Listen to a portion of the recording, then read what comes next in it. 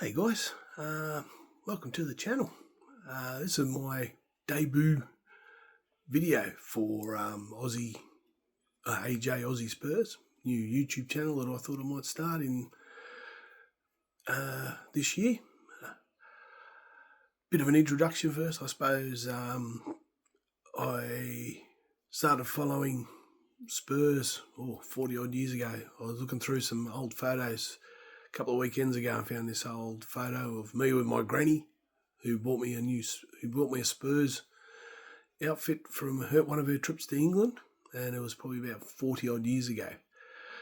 And and I'll put my hands up and say the signing of Ange obviously reinvigorated my interest and my following of Spurs, being an Aussie. So yeah, and I was one of the Ange sexuals and Angephiles, and I was disappointed he got the sack, but and I will take an interest in his what he does at Nottingham Forest. But yeah, it was a interesting 2 years. But yeah, I remember all the old Spurs. You know, I was a Hoddle, Waddle, Gascoigne.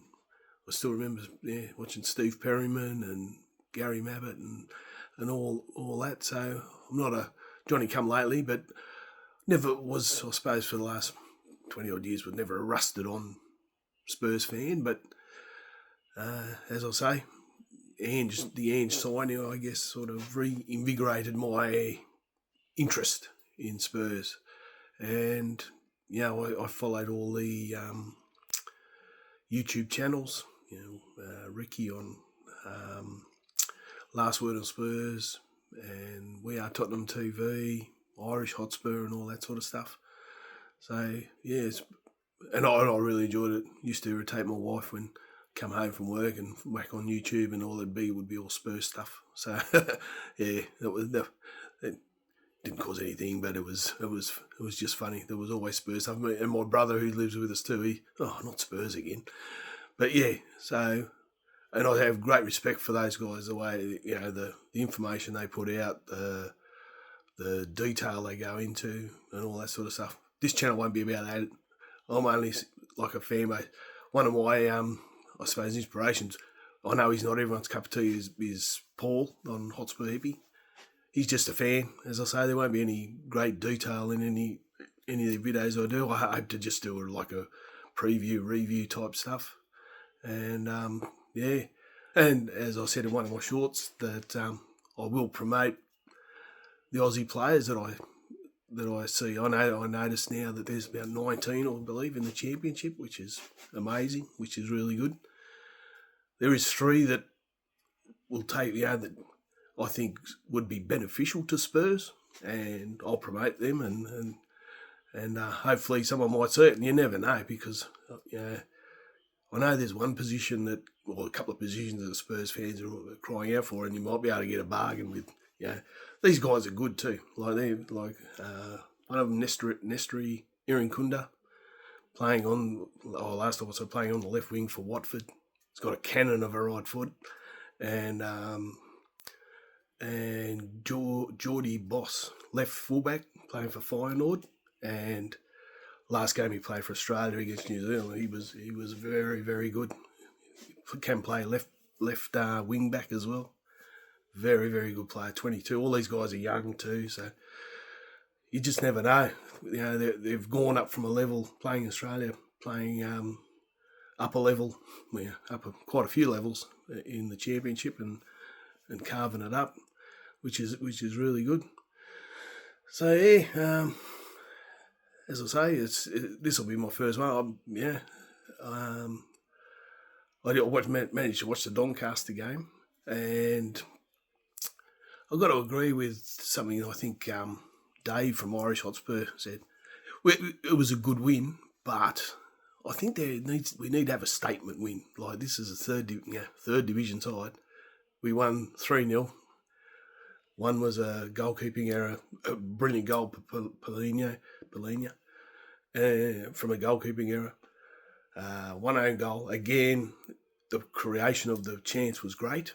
but it was an own goal. And the third one was literally the last kick of the game. And while I loved Angie, and I'm fully on the Thomas Frank engine, and the way he has rectified our defensive errors is great. But I think in a game against Doncaster, we need to really bury them. Well, 3-0 is a good win. This again, third division team, we should be, and with the squad we've got now, there's some good players, Zavi Simmons, and I know Kudus didn't play on against Doncaster, but there's some players there that should be able to create chances. That's why I'm hoping against Wolves might be a bit of a different lineup. I would think of like a 3-4-3. I believe Amarin plays that way, but a 3-4-3 with Spence or Udogi, having Polino as a centre back option now. That's awesome. That was a surprise move, but a very, very good move, I thought. Have three. You could have Udogi, Spence maybe on the left, depending on your rotation again. Mickey Van der Ven at the centre, and Porro or Spence or whoever on the right. One change I would make. I'd maybe push my Romero up into the midfield and have like a Bergville, Romero, Bentancur, Simmons midfield, and maybe Odebear, depending on, maybe even try Johnson at a 9 and Kudus up front for the Wolves game. I think this is a game we need to really make a statement win. Go out, put 4 past them and just dominate. But whether they've got the chutzpah to do it, let's wait and see. But it would be, and I think with Romero, you've got because you can have Bergville, Romero and Simmons as you create, because I think with the defence splitting passes that Romero can produce from centre-back, how much better would they be from a midfield position a bit higher up the park? We don't know what sort of shot. He might have a thunderous right foot. We don't know, which would be an interesting concept. I don't think it'll work. I don't think it'll happen, but I think it'd be well worth a try, especially against Wolves. Five games, no wins, no points or nothing. So that's a game that we really should just really hammer it into them. Let's be honest. Let's give it to them. I was looking at the Bodo Glint game, and I understand that we had a few yellow cards in the first game. I know it's only the first game, and I think it's 3 yellow cards. Is it worthwhile having a look at the players that got yellow cards and resting them for the Bodo Glint game? Who knows? But really, really enjoying watching Frank develop this team, which is really good. I'm hoping that we just need to have one where we just blow somebody out of the park. That would be the thing that would tip a lot of people over too, as into the believing that he's doing the right thing. I think we've got, to be honest, after only 5 or 6 games he's been in charge, I think he's fixed up the defensive frailties that we had. I know Ange had his injury problems, and I'm his biggest supporter, and I still think that the injury issue was understated by a lot of people, because they were just definitely wanted to get Ange out, and so be it. It happened, and I think he's fixed it up. And Polino, what a signing he is, And he's just showed his versatility against Doncaster by playing at centre back too, which is awesome. So, but it's going to be an interesting month or so, and it will be a test of Thomas's man management skills. I put out a tweet this morning and I was just querying, and I'll ask you people here, whoever watches that might have an opinion, is he going to be the Tinkerman? Is he going to be our Claudio Ranieri? Because, as we've been told, he has a number of systems that he plays, which is great. And a lot of people saying, has he worked out his best 11? I don't think he's got a best 11. I think he's probably got a best 15 or 16. And he'll be a horses for courses type manager that whoever we play, he'll pick the best 11 to play that team. And that might be it'll be interesting at the end of the season to do with the statistics, and there'll be people there that have got more time, more time and more resources to be able to do that. But how many times we actually play the same 11 in a row? I don't think it'll be very many. I think there'll be changes even during when we're not playing midweek. I think the team will be rotated because we have got the depth now. Injuries will happen, of course, but we've got such good depth. And if January comes round and we manage to get a couple of more signings, it should be full on. Here we go. And so it'll be, as I say, be very interesting. Just like to probably have a bit of a shout out too to the Oz Spurs community, OZ Spurs. I did have that as my name for this channel, but I was told that it was copyrighted, and to Sean, and thank you for the heads up, and I've managed to change my name and change the handle of the channel. So, but like I say, I want to put an Aussie twist on anything, and I do know that the Oz Spurs community do watch-alongs for for a lot of the games, and there are chapters all around Australia, and I know I'm involved in the Brisbane one, or I'm a member of the Brisbane one, and they have watch-alongs. I believe the early morning ones are at Jimmy's on the Mall in Queen Street in Brisbane, and the late night ones, I'm not sure about the midnight ones. I have been told that they will be doing late night ones at Pig and Whistle at West End. I made the fatal mistake for the last one. I went a bit late. I left home a bit late and spent 40 minutes trying to find a cab home. I thought, bugger this, I'm going to go home and watch it at home.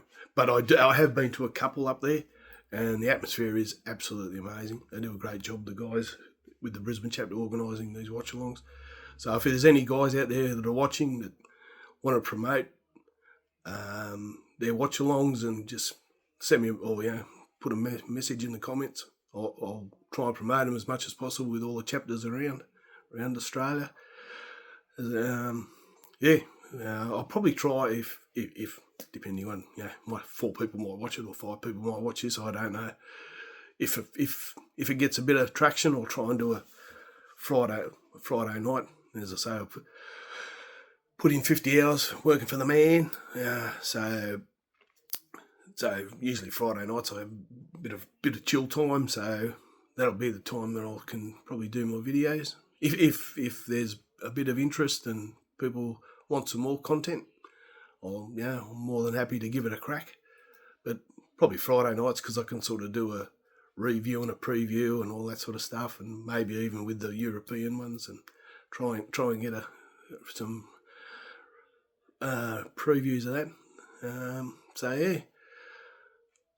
Really looking forward to getting. As I say, I really enjoy watching the most of pretty much all the Spurs channels. They do a tremendous job of keeping everyone informed. As I say, probably won't be as, this channel will be nowhere near as professional, and I'm doing this on my phone, and as I said before, it'll be unedited, unfiltered, unscripted, as you can tell. But I thought it might have been interesting, just a bit of an Aussie spin. I don't know how many. I know Paul is from Australia, from Sydney, and he does his show, and I'm just a guy from Brisbane, southern suburbs of Brisbane, who thought, I'll give it a crack. What's the worst that can happen? yeah, so I'm looking forward to it. It is rugby league semi-finals time here in Australia. So just finished Melbourne and got through to the grand final. So, and the A League starts soon, which is good. It's just a damn shame that Stan hasn't got the rights to the A League, and with the Premier League and all that, it would work out good with a continuous. But so be it. So yeah. Well, that was I think that might wrap it up for a quick 15 or 20-minute video just to start with. As I say, I hope to do reviews and previews again. I really do want us to really thump Wolves. let's get in there, and we can really create a bit of nervousness within the top three.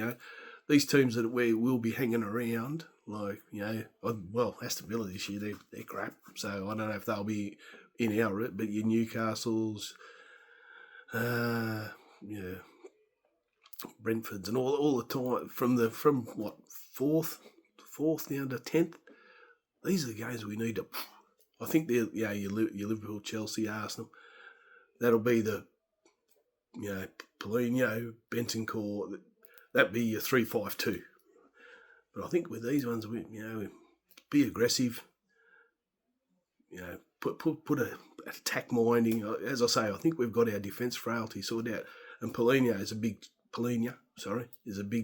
part of that.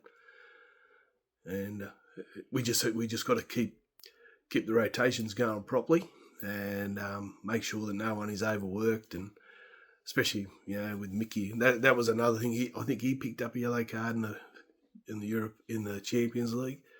So one of those ones. Do you think? Because I forgot to have a look whether we're at home or not for Bodo Glint. But is it worth risking him on artificial turf and all that sort of stuff, and picking up another yellow card? Again, this is all stuff that good old Thomas will have to sort out. But I'm sure with his support crew there, they'll be crunching the numbers and all that sort of stuff to make sure everyone's fit and raring to go. Well, I think that'll do, guys. So if you liked it, give it a like. As I say, like, and give it a subscribe.